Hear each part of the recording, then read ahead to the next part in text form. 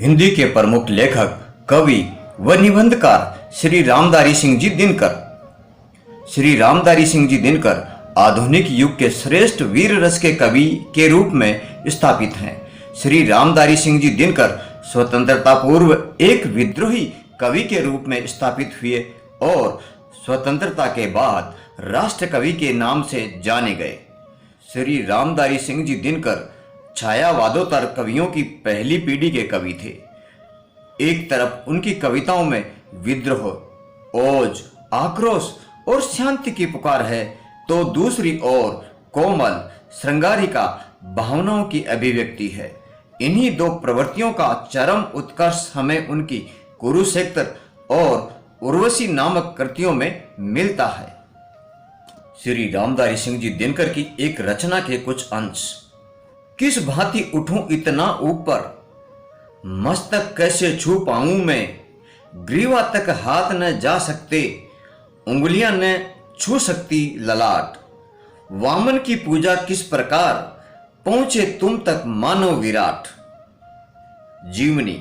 श्री रामधारी सिंह जी दिनकर का जन्म 24 सितंबर 1908 को बिहार के बेगूसराय जिले के सिमरिया गांव में हुआ।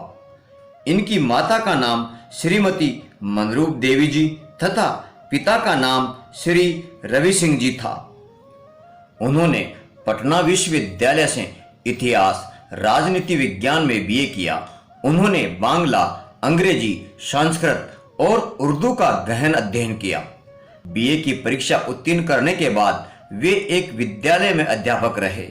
सन 1934 से सन 1947 तक बिहार सरकार की सेवा में सब रजिस्ट्रार और प्रचार विभाग के उपनिदेशक पदों पर कार्य किया। सन 1950 से 1952 तक लंगट सिंह कॉलेज मुजफ्फरपुर में हिंदी के विभागाध्यक्ष रहे। भागलपुर विश्वविद्यालय के उपकुलपति के पद पर 1963 से 1965 के बीच कार्य किया और उसके बाद भारत सरकार के हिंदी सलाहकार बने। श्री रामधारी सिंह जी दिनकर स्वभाव से सरल, सौम्य और मृदुभाषी थे, लेकिन जब बात देश के हित अहित की आती थी तो वह बेबाक टिप्पणी करने से भी नहीं कतराते थे।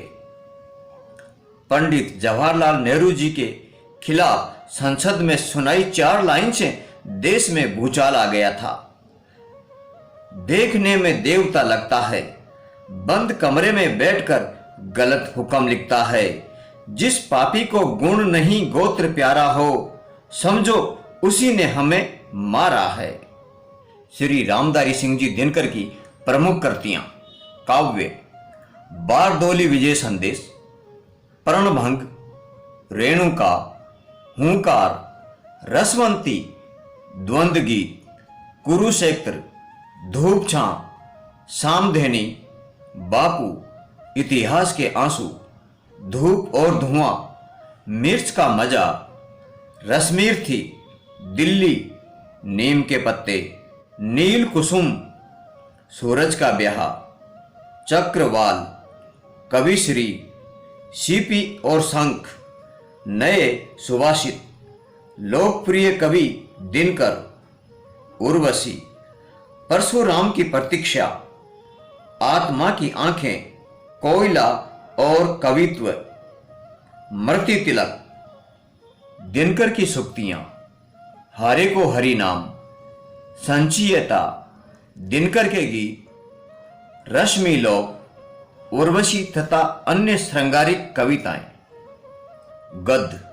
मिट्टी की ओर, चित्तौड़ का साका, अर्धनारीश्वर, रेती के फूल, हमारी सांस्कृतिक एकता, भारत की सांस्कृतिक कहानी, संस्कृति के 4 अध्याय, उजली आग, देश विदेश, राष्ट्रभाषा और राष्ट्रीय एकता, काव्य की भूमिका, पंत प्रसाद और मैथिली शरण, वेणुवन, धर्म, नैतिकता और विज्ञान, वट पीपल, लोकदेव नेहरू, शुद्ध कविता की खोज, साहित्यमुखी, राष्ट्रभाषा आंदोलन और गांधी जी।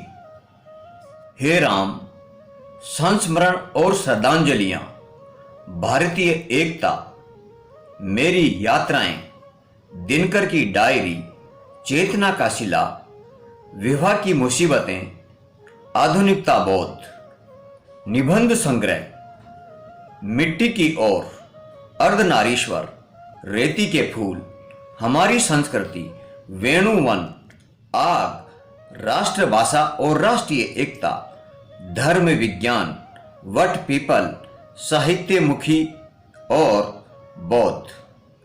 सम्मान, श्री रामधारी सिंह जी दिनकर को उनकी रचना कुरुक्षेत्र के लिए काशी नागरी प्राचीरणी सभा, उत्तर प्रदेश सरकार और भारत सरकार से सम्मान मिला।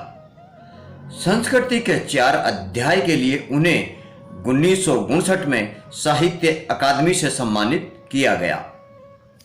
प्रथम राष्ट्रपति डॉक्टर राजेंद्र प्रसाद जी ने उन्हें 1959 में पद्म विभूषण से सम्मानित किया। गुरु महाविद्यालय ने उन्हें विद्या वाचस्पति के लिए चुना गया। राजस्थान विद्यापीठ ने उन्हें साहित्य चूड़ामणि से सम्मानित किया। वर्ष 1972 में काव्य रचना उर्वशी के लिए उन्हें ज्ञानपीठ से सम्मानित किया गया। सन 1952 में वे राज्यसभा के लिए चुने गए और लगातार 3 बार राज्यसभा के सदस्य रहे। सन 1999 में भारत सरकार ने उनकी स्मृति में डाक टिकट जारी किया। 24 अप्रैल 1974 को 65 वर्ष की उम्र में चेन्नई, तमिलनाडु में उनका स्वर्गवास हो गया। श्री रामधारी सिंह जी दिनकर भले ही आज हमारे बीच में ना हो, पर उनकी यादें सदा सदा हमारी स्मृतियों में अमर रहेंगी, अमर रहेंगी। जय हिंद, जय भारत।